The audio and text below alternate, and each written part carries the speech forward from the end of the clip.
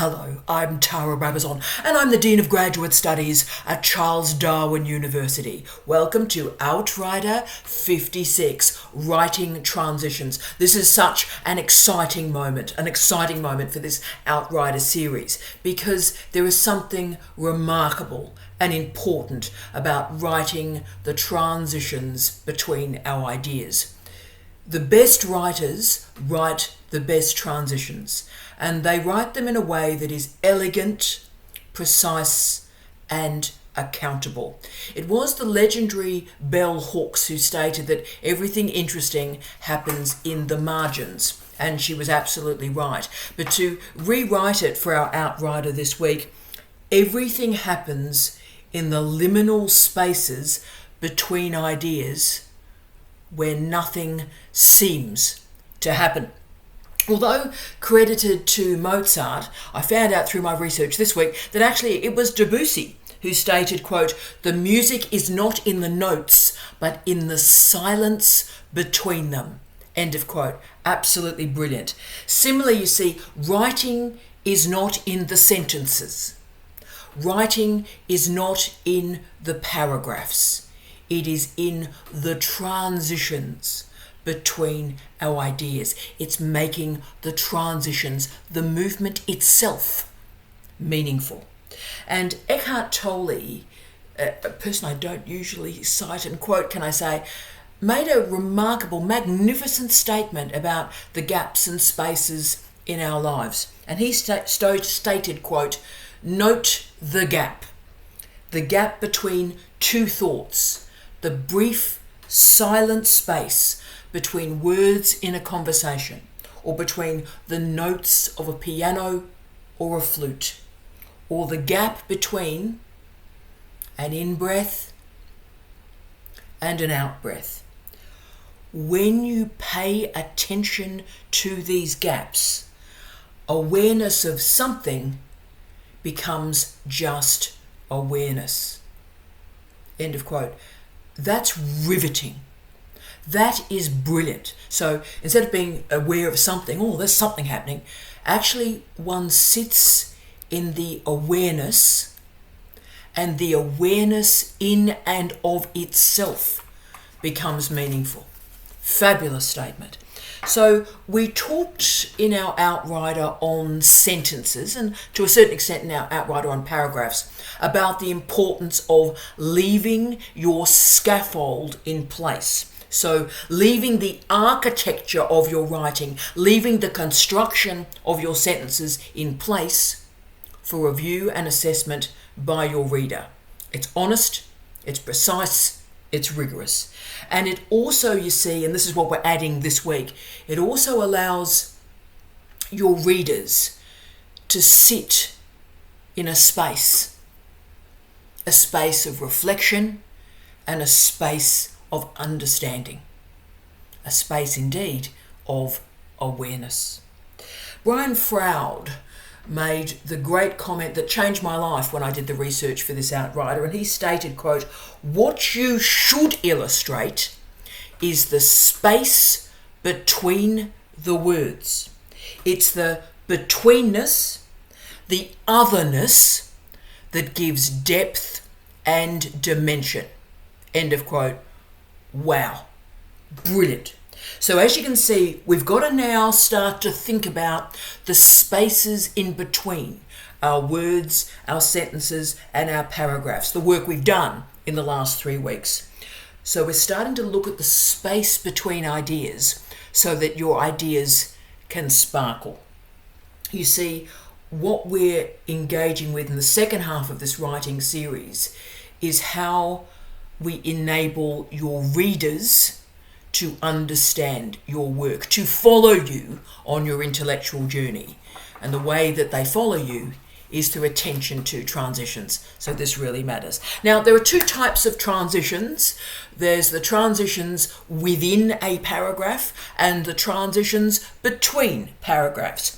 These two transitions have very different impacts on your readers. The in-paragraph transitions move your readers gently through your ideas. So they see how, remember, a sentence is defined by one sentence, one idea. So in between, in a paragraph, the transitions allow your reader to follow you between each idea.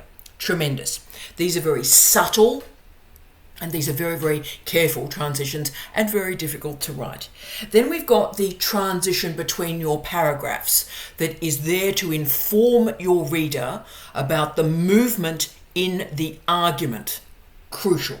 So each sentence expresses one idea, one sentence, but each paragraph takes one idea for a walk.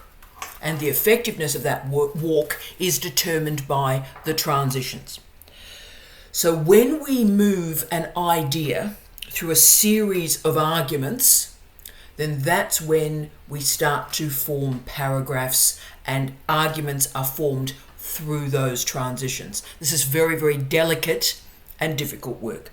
Now, there are weak ways and there are strong ways to build these relationships between your paragraphs.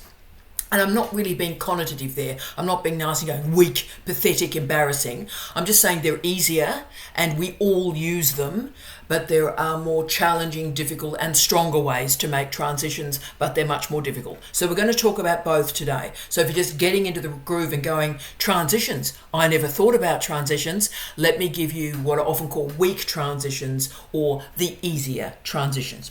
Now, there are 4 modes of transitional words, 4 different modes. Okay, so pick which one of these modes of transitional words you're going to deploy.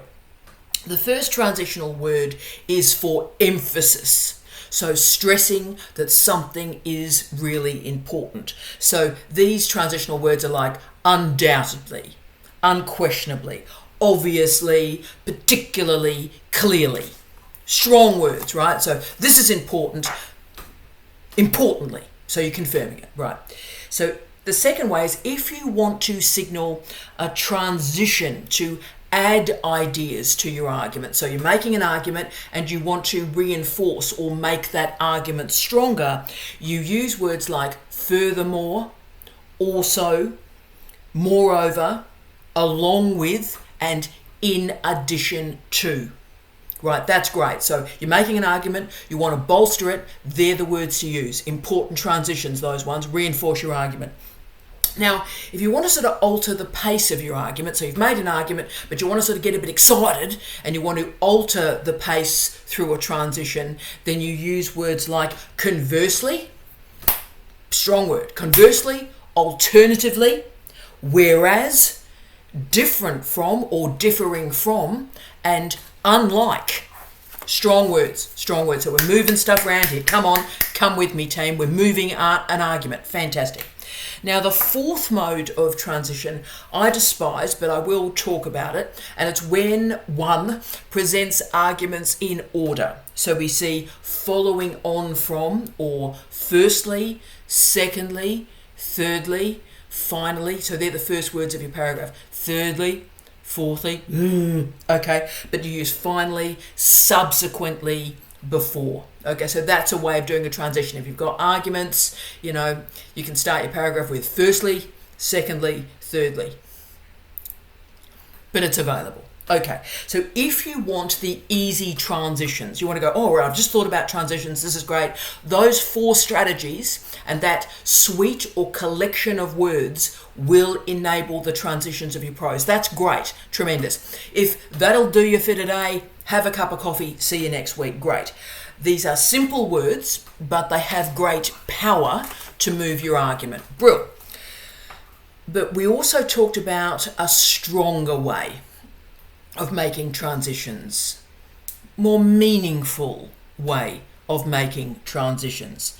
So how do you make the gaps and the spaces in your writing, in your argument, in your research? How do you make the spaces meaningful?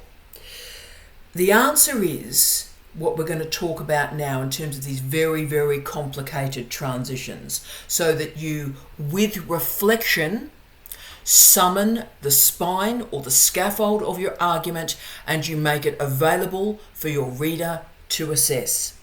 So there are 4 key questions that all of us ask about every single paragraph that we write. So before we can think about what the more intricate transitions are like, we have to look at what is this paragraph actually doing. And there are 4 questions that we ask of our paragraphs.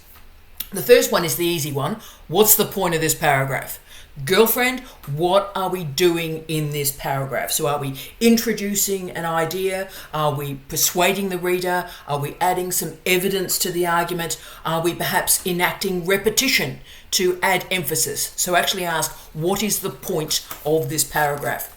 The second question to ask is, does the idea expressed in this paragraph connect with or support any other argument in this article or chapter?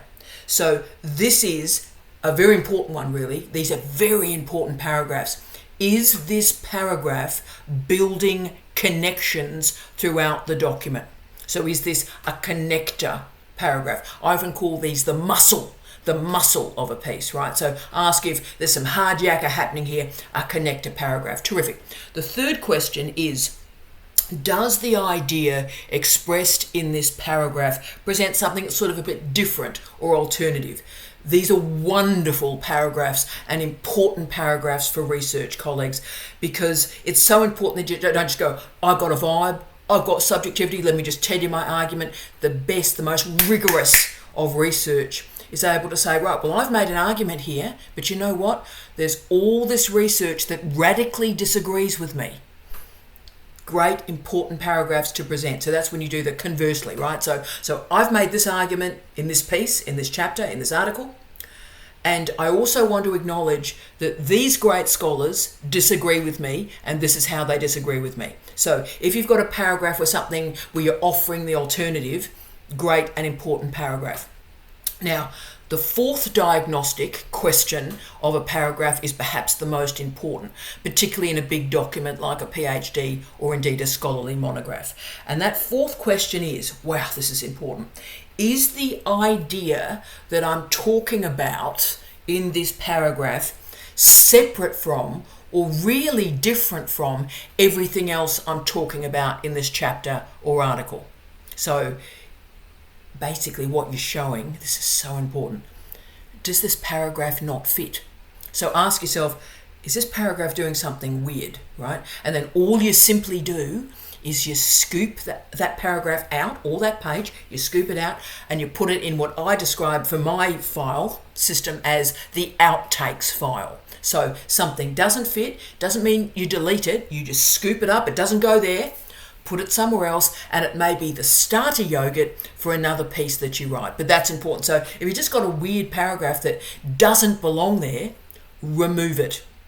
So that's an important diagnostic. So when you ask these 4 questions of every single paragraph that you write, wow, your writing will transform. So transitions have often been described as the glue that holds writing together. And that's a really poor, and I would argue inaccurate metaphor, because a glue occupies space, right? The best transitions, and indeed the best writers of transitions, sit in the space. They sit in the gap. They ask these diagnostic questions of paragraphs, and then they render the gap meaningful for their argument. You see, the writers who write the best transitions are the best writers, because writing transitions is the most difficult component of writing. If you have difficulty with your transitions, then you'll know about it through a series of proxies. So if you can't write transitions, and most people can't, if you can't write transitions, then somebody in your life, whether it be a peer reviewer, a reader, your supervisor, a mate, will say stuff to you like, oh gee, there's a jump there. Oh gee, no, that's I'm not following you. What's happening in this paragraph? What's happening here? What's the link? Oh, this is a bit choppy. Jump, jump, jump, jump, jump. what's the relationship between these ideas? So if ever you get that sort of comment from a supervisor or a mate or a referee, you know you've got a transition issue. And almost all students I've ever supervised, at some point I do a comment, there's a jump here. What's the relationship between these paragraphs, right? That is a transition issue. So remember, this is not a catastrophic issue, but it is important that you recognize it, because the caliber of your research and your writing will be held back if you can't write these productive transitions.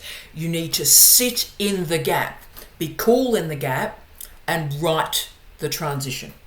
You see, what happens is the best of writers build an argument through their transitions. They don't hop about and hope that a reader will follow them, because the reader won't. We have to sit in that gap and we have to write the transitions. And this is what creates great writing. Can I say, one of the drafts I do, and I do about 30 plus drafts of every piece of work before I send it out to other humans to read. And one of those drafts, which takes the longest, right near the end, is I sit in the gap and I work carefully the transition. So a whole draft is looking at the transitions. You see, what happens is great writing that's spent time working the transitions is a pleasure to read for readers, because what's happening is they enter your prose and there's like a tour guide that guides them through your prose and through your ideas. And if you think about it, what we're actually doing and why it's so important to research and why we need to talk about this particularly for you as a researcher, is the meta question is, how do we move between old ideas and new ideas? And we need to do that in research. We need to be honest, we need to be transparent, and we need to be rigorous.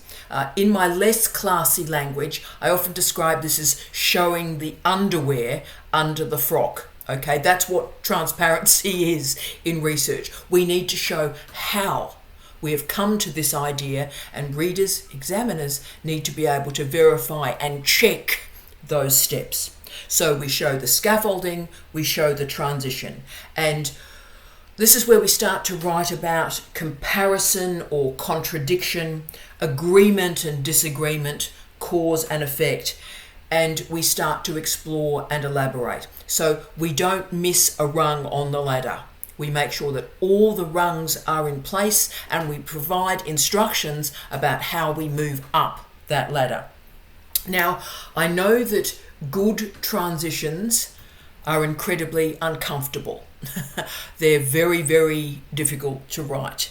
But what the great writers do is that we become comfortable in the discomfort. In fact, when people ask me what great writing is, I describe it as that. We are comfortable sitting in the discomfort. And you see, what follows from that being comfortable in the discomfort is excellence, rigor, precision emerges. Because what happens is our transitions are meaningful, our transitions are honest. We have to explain what we mean, and we have to justify every step in our argument. And of course, that is the foundation of scholarly excellence. I wish you love, light, and peace. Tea out.